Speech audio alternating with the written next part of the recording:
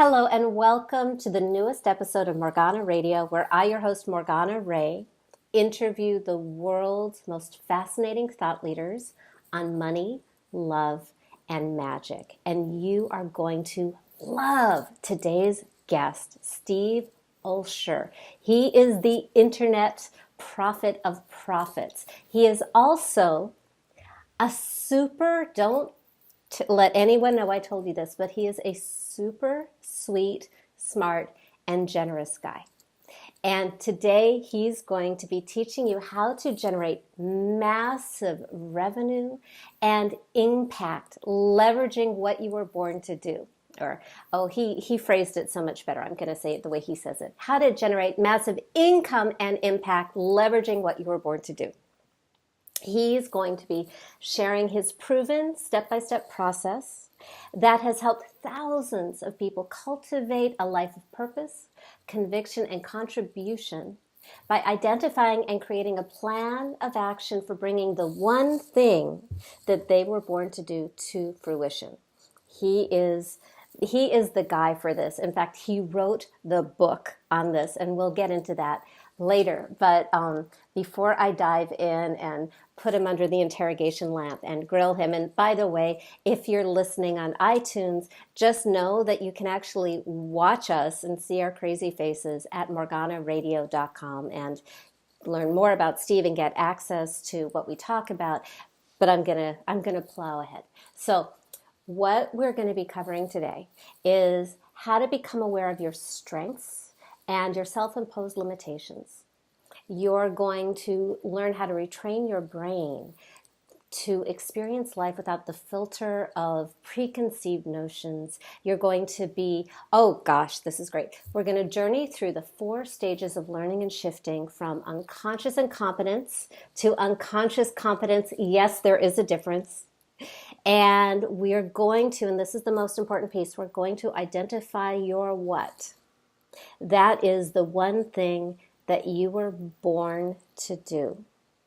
So from there, we can create a concrete plan so that you can do what you were born to do in this world.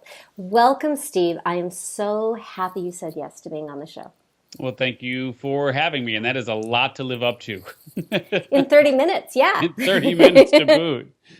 So let's dive into, so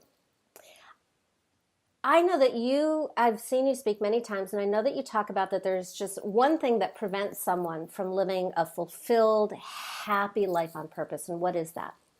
Yeah, it really is all about discovering the answer to the question of what is your what? And I have seen it time and time and time again that once people are clear on what their what is, it is truly when the magic happens and life begins to take on much different meaning, and you certainly wake up with the fire and the soul and just a readiness to jump out of bed because you know you got work to do. So how do you find out what your what is? Well, some people are lucky enough to kind of know from the womb, really what it is. I'm not one of those people. So I had to create a system and a framework to help me figure out what it was. And in Authorland, they say that you write the book that you most need. And that's really why I wrote the book, What is Your What? Because I had tried the Myers-Briggs and the What Color is Your Parachutes and, all of those types of things. And really just left me with a lot more questions than answers. And so what I figured out is that there's really just 3 parts of the puzzle there, and it's kind of like a tripod. One leg being taken out of the equation, the whole thing falls over. So that doesn't really work. But, look, most people will go a lifetime without really understanding one part of the equation, let alone all 3. But that is the What is Your What framework, which are the 3 parts, which I'm sure we'll cover here.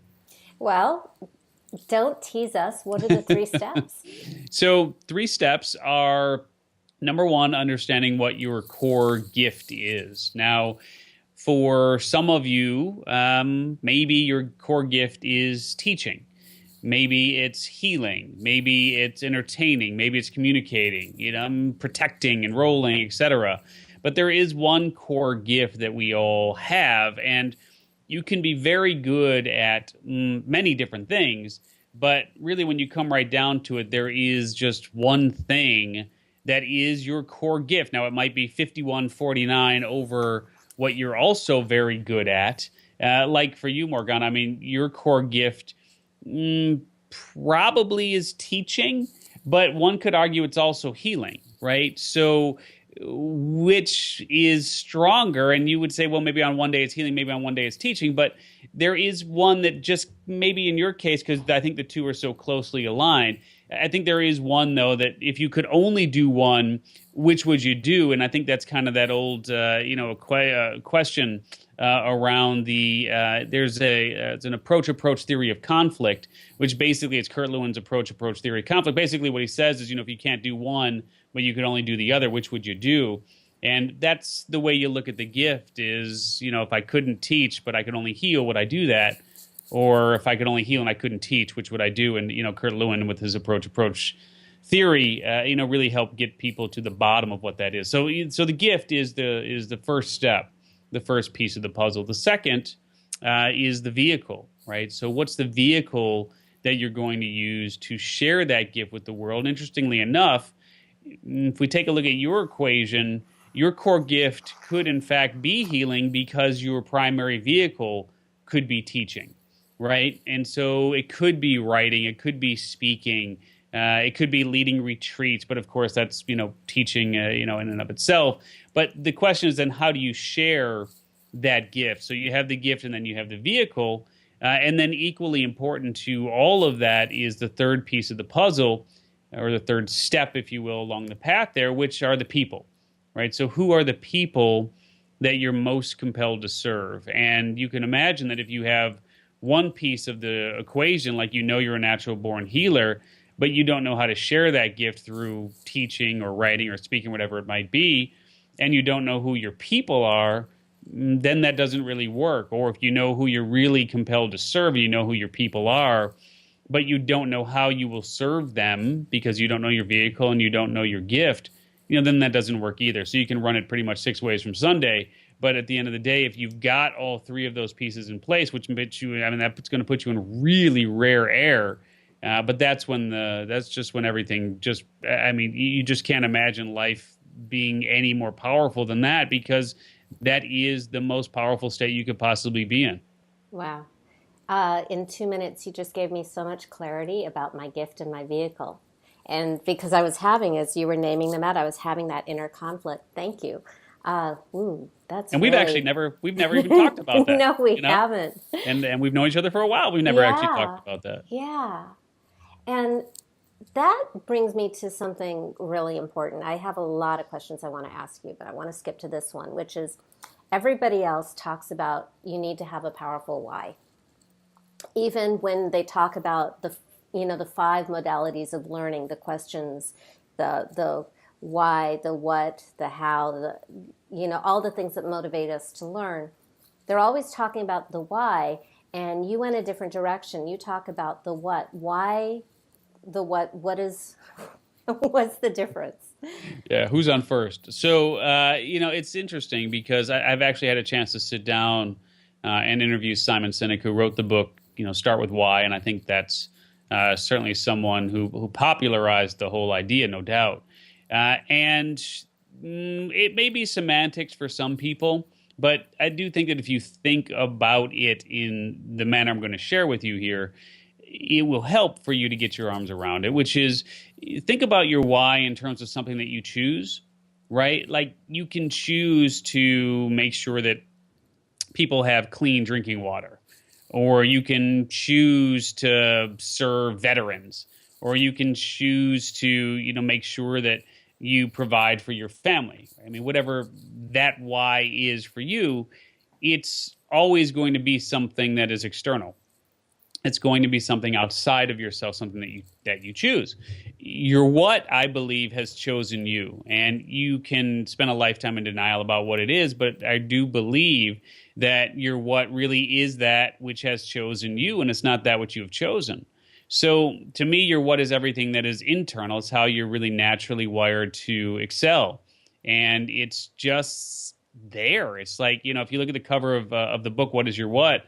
The only graphic element that we have there is the DNA strand, because that's really what we're talking about, is just how are you naturally wired to excel. And so your what, I believe, is that what it's within, and your why is that which is external. So external versus internal.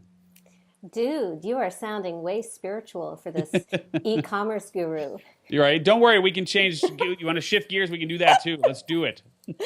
No, I love it. So, but we are gonna change gears briefly because you're also known as the reinvention expert, and I know you have a very colorful past. So, how did you become America's reinvention expert, and what does that have to do with all this what stuff? Yeah. And once you get convicted of a felony, you have to reinvent yourself. There's no doubt. But we won't talk about that. No, just kidding. No felonies. Just a lot of slaps on the wrist over time. But no, reinvention to me is really, it's not at all about like, the best way to put it is people think about it like change. Like I have to reinvent my life. I have to do something different. And to me, it's not really that at all. It's really about kind of shedding the shackles of the personalities and the outfits and all that crud that we carry and we build up over all of those years of life, and just getting back to the essence of really who you truly are, right? Because when you think about it, you're often living by the whims and the agendas of others, and that becomes who you are. And when you can strip all that away and get back to just how you're naturally wired to excel, and you honor that, well, then that to me is the true definition of reinvention. So it's not really about changing. It's just really about getting back to that core. I just, like an archaeological dig to find a truer version of yourself. Mm-hmm. Mm-hmm. Yeah, the first book that I wrote is called Journey to You, a step-by-step guide to becoming who you were born to be, which ostensibly became What is Your What? So What is Your What is kind of like Journey to You version 2.0. Uh-huh. But yeah, I mean, that is truly what it's about is figuring out who you are and then making that journey back to yourself, really. Can you give us some examples of people who discovered their what and their more true self, and what happened? Yeah, it's interesting. Some people really just have never been clear on what it is, and then end up just like, finding it one day. And then there's others who have known really well over time. Yeah, I mean, just they've always kind of known. And those are the people we kind of hate. I refer to those people as birthers, because it's like from the womb, they just really knew who they were and they know who they are. And it's like, we hate most of those people. They're freaks. Because they're freaks. I know. And they have such clarity that we hate them. But a couple examples of people that are like, one was actually someone that I had an encounter with who took the Reinvention workshop, which was a course that I used to teach live. Basically, what is your what live, if you will. And so she was a nurse for, 20 or 30 years or so. I stopped asking women their age after a certain period of time because that doesn't seem to go over too well. So I'm going to guess she was probably in her 60s or so when we met. And she had been a nurse for a number of years. So she knew that her core gift was healing, right? I mean, she really knew that. And the vehicle that she was using to share that gift was nursing. And so she had been a nurse for 20, 30 years, whatever it may have been at that point, but a long time. And she just didn't have it all together, always kind of felt like a piece was missing and she didn't really know why. And as we went through the process of figuring out who her people are, because she was clear, as I said, on her gift and her vehicle, but as we went through the process of figuring out, who her people are, it became very clear that those that she's most compelled to serve are the disadvantaged elderly.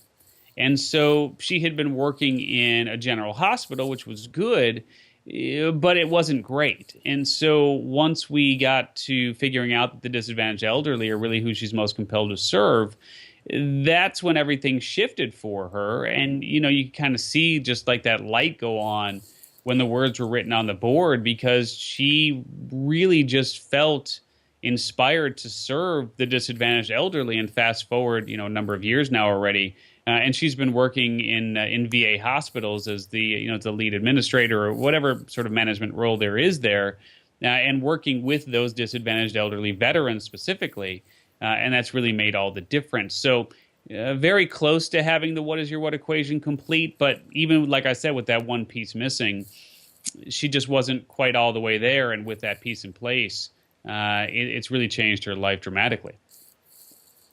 Yeah, it definitely sounds like a bigger impact for her. And you also talked about how to explode your income by knowing what's your what. Do you have any stories for that?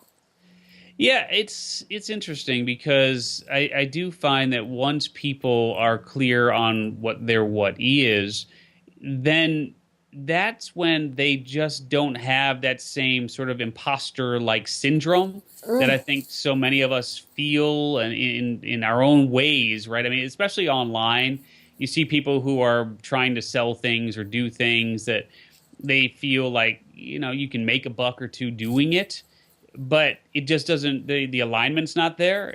They just, and you can pick, I mean, you're very intuitive, Morgana, so you can pick up on that, and I'm sure that, you're listening right now, you're an intuitive person because you're listening to the show. So, I mean, you've got to be spiritual and intuitive to listen to Morgana here. So, I mean, you probably feel that as well from people where you just simply know that something just isn't quite right. And so they'll do okay. Those people who are selling those products and services, they'll do okay. But it isn't until they really become aligned and do what it is that they are most compelled and naturally wired to excel at doing that their income reflects that comfort. Because when you have that discomfort, there is a disconnect in your communication, whether it's subtle or or just blatant. And so it's interesting to see how once people really do hone in on that gift and on that vehicle and who the people are that they're most compelled to serve, what ends up happening is they become much clearer on how to serve them. And once they understand how to serve them, then they create products and services that not only align with who they are, but truly reflect those that are waiting for them to show up. Yeah, and I think that issues like deservingness, when you're lying, and what you call the imposter syndrome, there's a deeper feeling of not deserving, not being a good person, and not really trusting the world.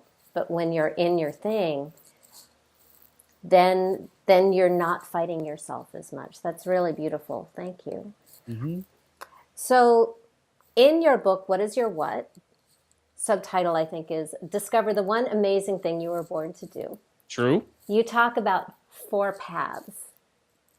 The Buddha had 8, but you've narrowed it down to 4 because you're efficient. What are the 4 paths?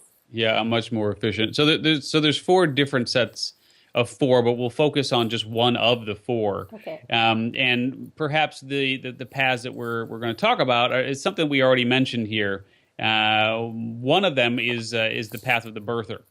Because this is really what, it's like we're all on one of 4 paths really right now in our lives. And one path that you could be on is the path of the birther, where you've known really since day one who you are, how you're wired to excel. And you may get pushed off path every now and again, but you always seem to come back to it.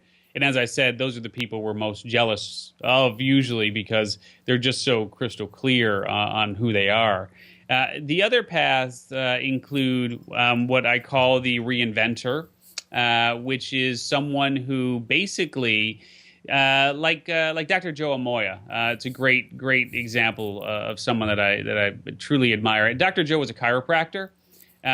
He was really just, as deep into the game as you could possibly get. In other words, he had his own practice. He went to school. Invested hundreds of thousands of dollars into, what he was doing, and he had a book of high-paying clients, and and so on. And he woke up one day and he just said, I just can't continue to do this. I don't love it. As a matter of fact, I don't even really like it. And oh man, and he just literally almost stopped on a dime and said, I've got to figure out something else here to do that will bring me a lot more joy and satisfaction. And fast forward a few years, and basically what he turned himself into was the ambassador of love. And he helped single women find the love of their lives. And so, if you had asked him years prior, hey man, do you think that you're going to be doing this type of work where you're going to be helping single women find love? yeah, I mean, he probably would have laughed you out of the room. But what ended up happening was he did exactly that and completely reinvented his life. And he has never been happier, albeit making less money, but he has never been happier. And so that's a full on reinventor, right? Briefly, the shifter is someone who makes a subtle shift right to the equation, like the nurse. I think that's a perfect example because she knew what her gift was, she knew what the vehicle was, but the people were off.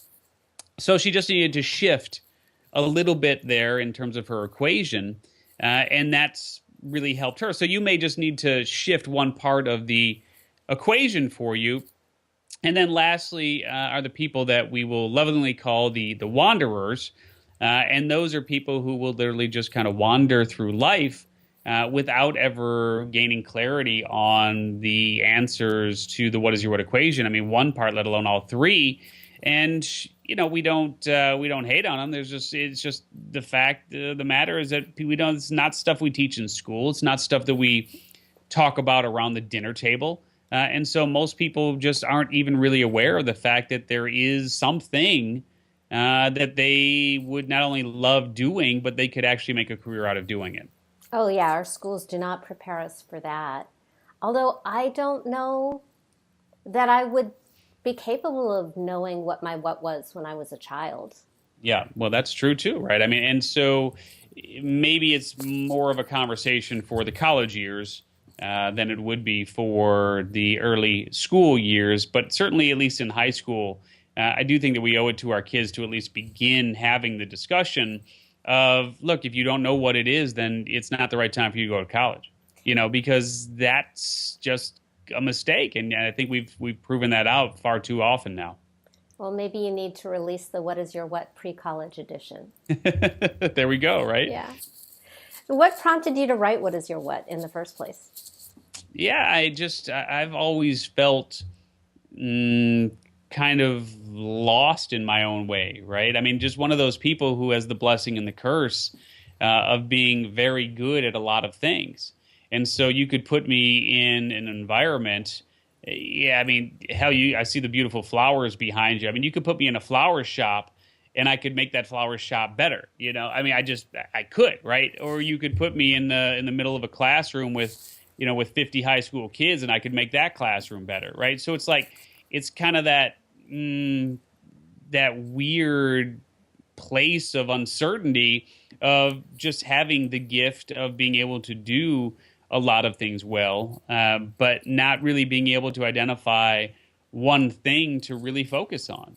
And so I wrote the book that I needed, and it's still, an ongoing battle, really, to hone in on what that is. And I think it's important for folks to understand that the people that you serve and the vehicle that you use to serve them, those are more organic, those are more fluid, those can change over time, either through life experiences or just, just things that happen, right? I mean, you never know how you're going to wake up, and there's a lot of stories I can share, but I know we're pressed for time. But, you just never know what's going to happen and how you're going to wake up tomorrow and what that day is going to bring. So it's important to understand that the gift really is permanent. It is something that doesn't change, but the vehicle and the people can. And that's really where I'm at now, is having clarity around what that gift is. But the vehicle and the people seem to continually be evolving. Oh, thank you for saying that. So we get to be shifters for life. Because I see my people and my vehicles, I think I would go insane if I had to do just one thing for the rest of my life. Yeah. So there's room for shifters. For sure. Okay. Yay. So what about those listeners who this all sounds great, but they've got a day job and they don't have the freedom to just drop everything and go off and start something full-time from scratch? What do you recommend for them? Well, first of all, you've described pretty much most people who walk the planet. So the person is not Paris Hilton. Yeah. Right. Yeah. And even she needs to figure out what to do with her life. But other than those who have been born with the silver spoons, yeah. it's simply a matter of understanding that there is an opportunity for you to transition from wherever you believe you are now to whatever you believe to be is that better place on somebody else's dime, right? And so what I believe is that you shouldn't quit your day job. I mean, because I think that would just be silly. Let someone else fund your transition and really give thought to two things. Number one is think about the fact that there's only two ways to use your time. You can spend your time or you can invest your time. And most people spend the majority of their time as opposed to investing it. And when you think about your commute to work, your commute home, the number of hours after work, the weekends, etc., how are you using that time, right? I mean, I challenge you to pick up a journal and start writing in it to see how much of that time you're really investing in yourself and creating something, as opposed to just being a critic and a consumer of other people's creations, right? So spend your time, invest your time, and spending your time is a lot like spending your money. You have that dollar, you bought a Coke, and that dollar's gone. You can't invest it in something like real estate or stocks and bonds or whatever it might be in the hope that that buck becomes $1.10, $1.20, whatever it might be. You know, it's the same thing with your time. You spend that time watching the entire series of Breaking Bad, you know, which is a great show, and I've done it.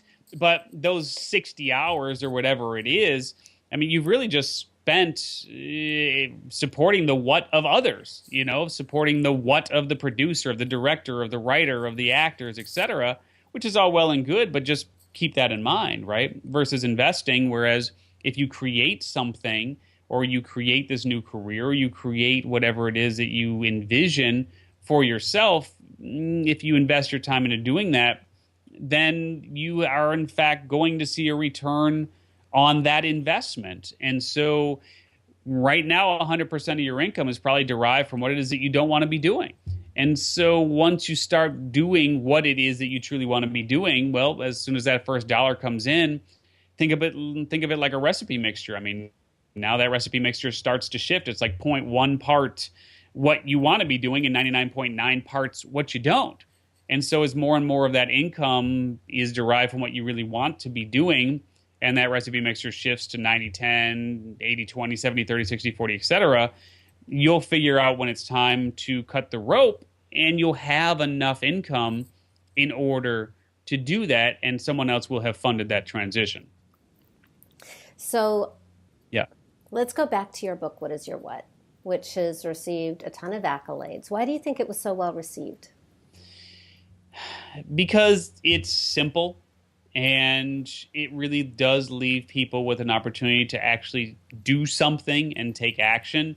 You know, it's like when you figure out that you're an ENTF or whatever you are, it's like, you know, WTF, right? I mean, it's like, who cares? That's all well and good. I'm, you know, an empath and this, that. I mean, I don't even know what all the things are, but it's like, all right, that's all well and good. Or it's like you go to a